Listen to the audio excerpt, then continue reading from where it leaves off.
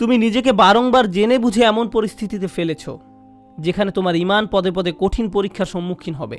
এখানে জিনিসটা বোঝার চেষ্টা করুন, ঈমানের জন্য ক্ষতিকর হবে জেনেও আপনি বারবার নিজেকে এমন পরিবেশের সম্মুখীন করেছেন এবং নিজেকে বুঝিয়েছেন আমি এটা সামলে নিতে পারবো। আপনি নিজেকে এমন সব বন্ধু আত্মীয় স্বজন দিয়ে পরিবেষ্টিত করে রেখেছেন যারা খারাপ কাজ করে, খারাপ কথা বলে, অশ্লীল জিনিস দেখে, কিন্তু আপনি নিজেকে বুঝিয়েছেন আমি তাদের মতো না। আপনি বারবার ওই সব পরিবেশে যেতেন, আপনি এমন সব আড্ডায়, জায়গায়, পরিস্থিতিতে দিনের পর দিন, মাসের পর মাস, বছরের পর বছর মিশেছেন। আপনি নিজেকে প্রবোধ দিয়েছেন এইসব আমার উপরে কোনো প্রভাব ফেলবে না, সবাইকে প্রভাবিত করলেও আমাকে করবে না। এমনিতেই তারা ঈমান হারা হয়ে যায়নি। ঈমান ধ্বংসের প্রথম ধাপটি হচ্ছে অসৎসঙ্গ।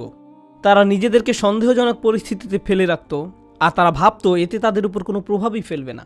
আমি একটি হালকা উদাহরণ দিব, আশা করি পয়েন্টটা আপনারা বুঝতে পারবেন।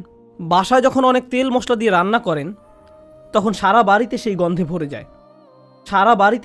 ভরে যায়।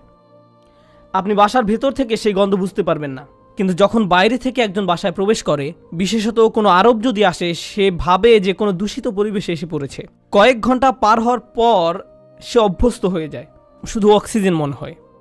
ঠিক একইভাবে আপনি প্রথমে খারাপ কোনো পরিবেশে গমন করলে সাথে সাথে বুঝতে পারেন এটা ঠিক নয়, আমি খারাপ হয়ে যাব, আমার এখানে থাকা উচিত নয়। আপনার অন্তর অস্বস্তি অনুভব করে।